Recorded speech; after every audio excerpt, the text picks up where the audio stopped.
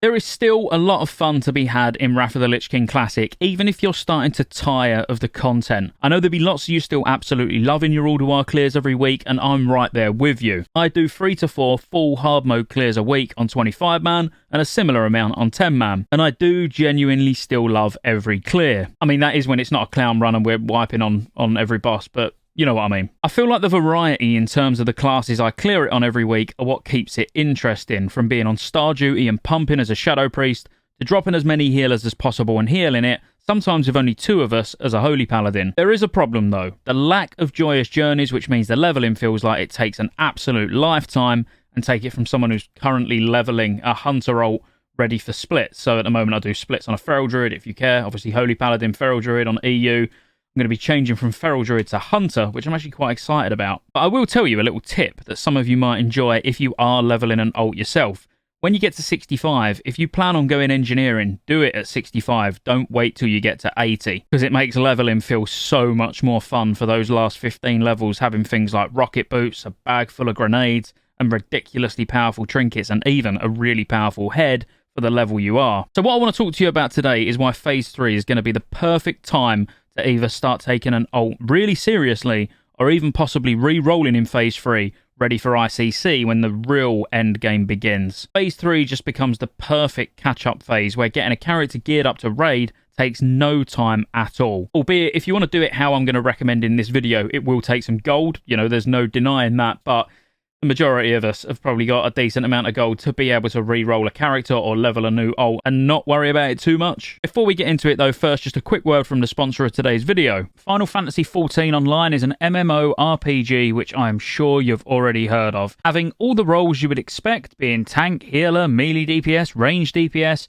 you can find one that fits your playstyle, but also not feeling like you have to be locked into just that one. What I mean by this is if you want to try different roles, you can level multiple jobs all on the same character. When you first start out, you can create either a gladiator, pugilist, marauder, lancer, archer, conjurer, thaumaturge, or arcanist. These are the base classes, and all of these, as you progress through the game, evolve into a job. The pugilist, which I'm leveling, evolves into a monk, which is a melee DPS. It's a fast-paced job, which is a lot of fun to play. The archer will become a bard, which has lots of mobility, utility, and massive ranged physical damage output. But if you don't fancy doing damage, you could go gladiator, which evolves into a paladin to carry those groups as the tank. As you progress through the expansions, there's lots of jobs you can unlock, such as the Machinist, the Astrologian, the Dark Knight, among many others. These have no base class that you can create to become this. Instead, as you progress through the expansions, you unlock these extra jobs that you can specialize in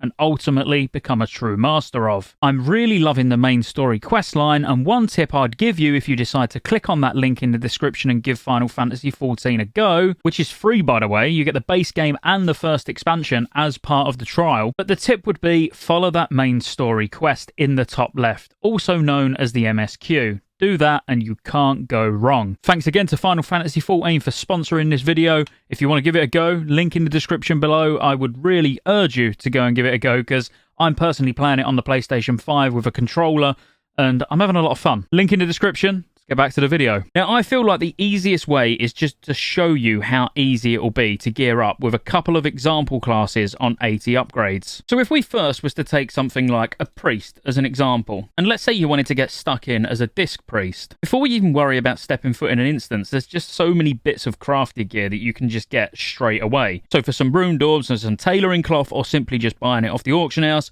you can get Cord of the White Dawn. You're then going to get the Ulduar crafted feet as well, being Saviour's slippers. Let's not forget, Tier 9 is going to bring crafted gear as well. So you could even go for, let's say, Merlin's robes, and the crafted wrists being Bejeweled Wizard bracers. Don't get me wrong, these are not perfectly itemized, but we're just talking about getting our gear score high enough to be taken seriously. And then there's so many BOEs that you're going to have access to that in Tier 9 are going to be exceptionally cheap. Like Azimuth's Drape is going to be one we look for straight away, because it's a 232 cloak and it's BOE, but also perfectly itemised for disc. There's also some 225 gloves being hand wraps of resonance, which again, these will be dirt cheap. There'll be leggings of Lost Love, which again, not perfectly itemised because it's got haste, and you're probably not going to want that much haste as a disc priest as an example, but again, 232 item level with decent stats. And I mean, look already, just from BOEs and crafteds, we're not far off having a full gear set. Chuck in the Signet Ring of the Kirintor, which is useful because it's got a teleport on, so even if you don't use the ring for too long, it's still worth the investment just to have another teleport back to Dalaran. With, let's say, a titanium spell shock ring, which, don't get me wrong, only being 200 eye level is not great because you'll be able to get better from emblems or just going in a 10-man raid. But if we're talking just getting geared as quick as possible from spending gold without stepping foot in a raid, we don't mind spending a couple of 100 gold on a 200 eye level ring. Trinket wise, you could pick up yourself Jets's bell. You could even pair this with, depending on your profession, you could pair this with an alchemy stone or even just a Darkmoon card illusion, which is only 200 eye level, but it's got some spell power, some mana back, and it will be ridiculously cheap. And again, if they're not that expensive, you could pick yourself up a Titan Steel Guardian and the Faces of Doom offhand, so you've straight away got a 200 item level weapon and offhand as well. And we're getting to a point where we're really not missing a great deal of gear, and we haven't even been anywhere yet. Chuck in a blue wand that will just tide you over for now, and some 200 shoulders from Nax, which are BOE, a net crafted by Jewel Crafting, and maybe even just the engineering goggles, if you're going engineering that is, and you've literally got yourself a full set of gear that you'd be able to walk straight into ToC 10 with at the very least, when you've freshly dinged and walked to the auction house. Don't get me wrong, like I say, there's going to be a decent amount of layout in gold here, but we're assuming you're re-rolling, so you've probably got a decent amount of gold anyway, and this is literally just going to get you straight into a raid.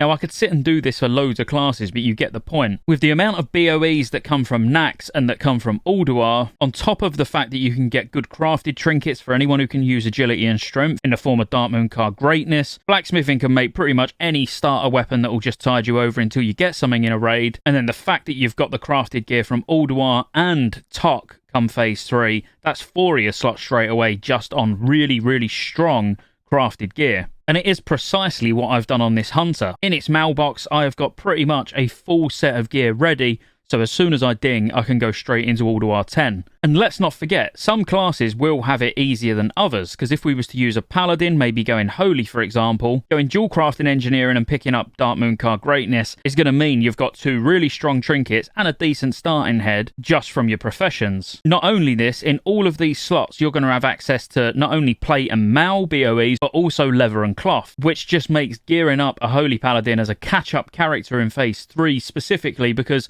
those extra 2 slots from phase 3 from the crafted gear does make a decent amount of difference. But if you can use multiple types of armor and you're not just tied into using cloth, it's just even easier and even cheaper, which is precisely why I found gearing my Hunter up ready for Ulduar particularly easy, because you've got access to not only mail but leather as well. But if there was a couple of these items that are exceptionally expensive for what they are, so say there was 200 eye level gear and you just didn't want to spend 1,000 gold on each slot, you can get some blue fill-in pieces and then just get yourself in Heroic Plus to get the 200 eye level gear, or you're going to have the perfect place being able to farm normal. I'm assuming no changes to item level here, even though they're possibly will be, but even with no changes, you're going to be able to get 200 eye level pieces in Trial of the Champion, and remember, it's normal, so you can just farm this until you've got every item from there that you want, and some of them, like Banner of Victory, are itemized incredibly well. And then you'll also be able to do Heroic once a day as well, where it's going to drop even higher item level gear. But just farming normal alone, if we was to use Hunter as an example, you'd be able to get yourself a pair of boots, a trinket, some bracers, a decent waist, a ring, and even though it's got expertise on, you're not going to want the expertise, but it's still a decent starting ring. So that's like 4 or 5 items just from being able to farm normal. And then on top of that, going in and doing Heroic and getting lucky, you can even get yourself a gun that's particularly good, weapons, gloves, you know, there's all sorts in 5-man Heroic that you're going to be able to make use of. And that's just using a Hunter as an example, you know, like this goes for any class. I reckon realistically on a busy server where these BOEs are not ridiculously expensive, and we'll take out the 245 crafted gear, let's say for the first couple of weeks when they are going to be particularly expensive, 10-15k gold, you'd be able to kit out a character pretty well and pretty fast. Also, added on top, if you haven't seen that, it looks like we're going to be getting Heroic Plus, or basically beta empowered runes, so it's extremely likely we're going to be getting Ulduar 10 gear from 5-man heroics, there really is going to be just so many ways to gear up your new alts. And remember, 10-man normal ToC is going to be particularly easy. You're not going to have any problems, and you're going to be able to then start getting 2 gear. In a single reset without much help and just pugging, you could probably get ready to be able to get straight into ToC 25 with a little bit of gold outlay and a little bit of luck on obviously what drops you actually win in the raids. And I've not even finished yet. There's another place where you can get even more catch-up gear, and that's going to be Onyxia. Going into Onyxia 10-man, which is not going to be particularly challenging, has got like really good 2-3-2 weapons that you can get. And this is just 10-man. It's got other bits, but, you know, the weapons are going to be the ones that you're going to really sort of get the most instant gratification from, because they're normally the most difficult to actually get, especially on a new character. Just because there's not that many BOE weapons that are any good, you know, that are outside of being 200 eye level, and the same goes for crafting. There's not... Outside of 200 eye level crafted weapons, there's not really anything better. So using 10-man Onyxia as a catch-up to be able to get a decent weapon, and obviously the 25-man weapons are even better, just makes it so easy. Phase 3 really is just that good for just getting a character geared up fast and getting ready for ICC. Because ultimately, that's what I would say this is aimed at more, is if you're like, let's say you're playing, I don't know, a mage, but you've heard good things about warriors and getting armor pen capped in ICC, and you want to try and get Shadowmourne, then ToC, or Phase 3, should I say, is the perfect place to start making that happen and start getting ready. And don't get me wrong, you've always got knacks and places like that to go back to, but if you're just wanting to focus on current content, buying all your BOE gear, doing your Trial of the Champion normal farm, maybe doing a couple of days of heroic, possibly even going into an All-Duar 10, because once you've got your BOEs and you've done your Trial of the Champion, there'll be no issue going in and doing a full 10-man clear, straight into a Trial of the Crusader 10-man, and you're going to be set. Seriously, that easy. If you enjoyed the video, like and subscribe. See you on the next one.